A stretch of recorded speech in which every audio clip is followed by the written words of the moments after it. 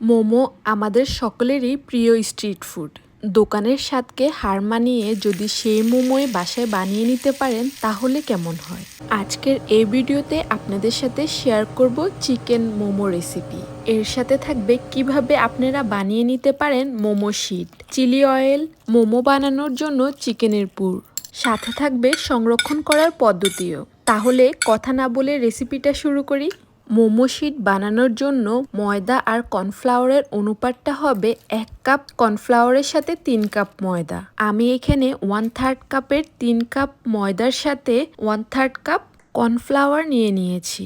এর সাথে দিয়ে দিচ্ছি স্বাদ মতো লবণ। লবণটা দেওয়ার পরে এগুলিকে ভালোভাবে হুইক্স দিয়ে মিশিয়ে নিচ্ছি। তারপর ব্যবহার করছি গরম পানি, আর এই পানিটা যখনই বলকানো শুরু করবে তখনই ব্যবহার করতে হবে, হালকা গরম হলে কিন্তু হবে না। তারপরে অল্প অল্প পানি ব্যবহার করে হুইক্স দিয়ে মিশিয়ে নিচ্ছি। যেহেতু পানিটা গরম ব্যবহার করেছি তাই এ পর্যায়ে সাবধানতা অবলম্বন করবেন।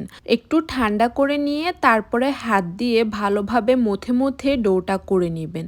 আর এই ডোটা না অতিরিক্ত নরম হবে না অতিরিক্ত শক্ত হবে। রুটি বানানোর জন্য যেরকম ডো করে নিই আমরা সেরকম ভাবে করে নিতে হবে। তারপর এগুলিকে ঢাকনা দিয়ে একপাশে রেস্টে রেখে দিচ্ছি।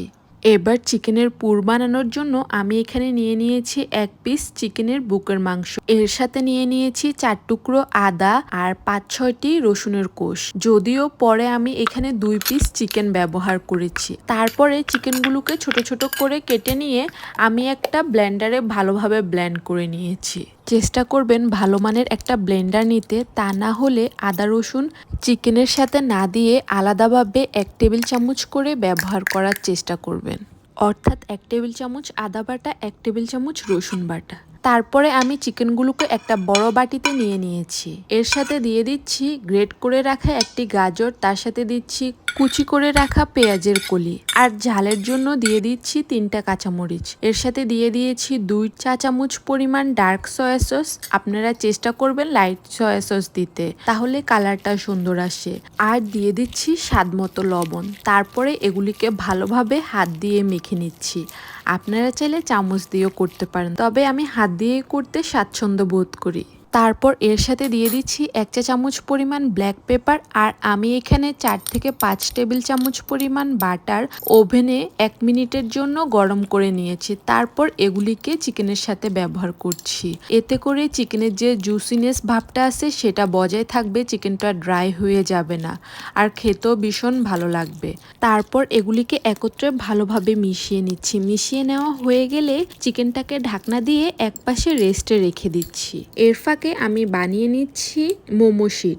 এর জন্য আগে থেকে বানিয়ে রাখা ডোটাকে আমি 2 ভাগে ভাগ করে নিয়েছি। এর থেকে একটি ভাগ নিয়ে আমি এটাকে ভালোভাবে মথে মথে একটা মসৃণ ডোতে পরিণত করার চেষ্টা করছি।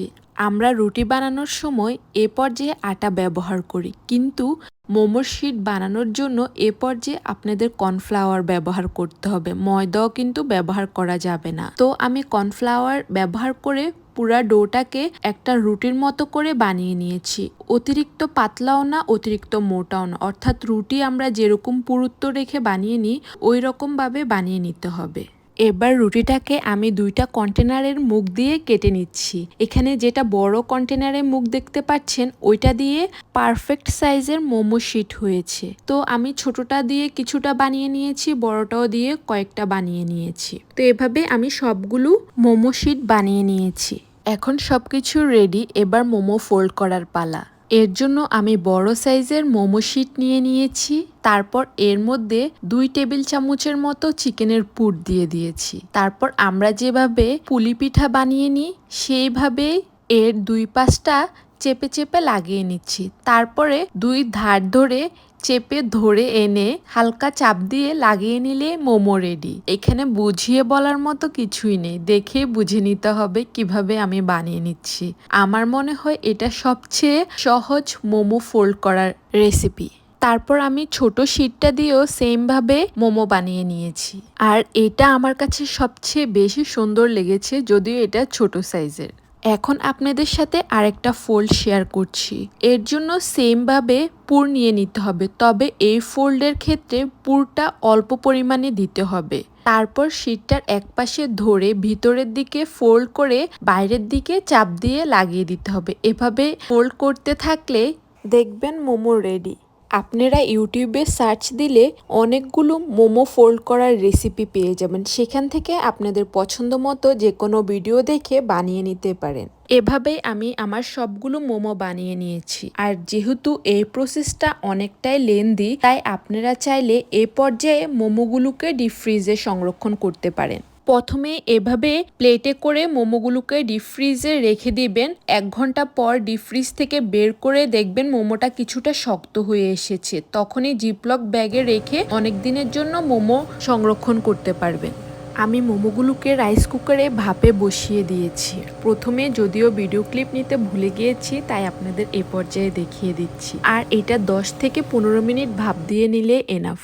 মোমোগুলো সিদ্ধ হতে থাকুক আর এদিক দিয়ে আমি চিলি অয়েল বানিয়ে নিচ্ছি। এর জন্য আমি এখানে 5 থেকে 6টি রসুনের কোষ কুচি করে নিয়েছি। তার সাথে দিয়ে দিচ্ছি 1 চা চামচ পরিমাণ সাদা তিল, উঁচু করে 2 চা চামচ পরিমাণ চিলি ফ্লেক্স, 1 চা চামচ পরিমাণ পাপরিকা, 1/2 চা চামচ পরিমাণ লাল মরিচের গুঁড়া। আপনারা অতিরিক্ত ঝাল পছন্দ করলে মরিচের গুঁড়া আরও বেশি দিতে পারেন।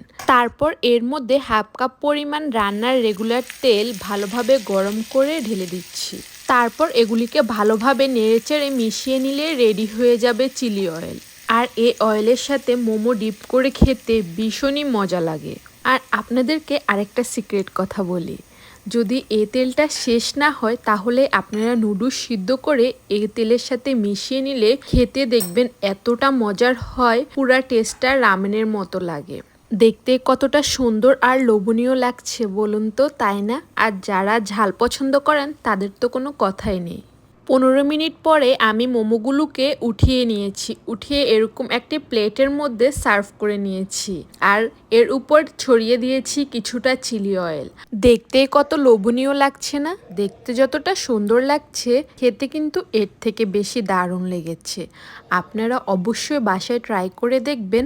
রেসিপিটি ভালো লাগলে একটা লাইক, কমেন্টস, শেয়ার করতে ভুলবেন না।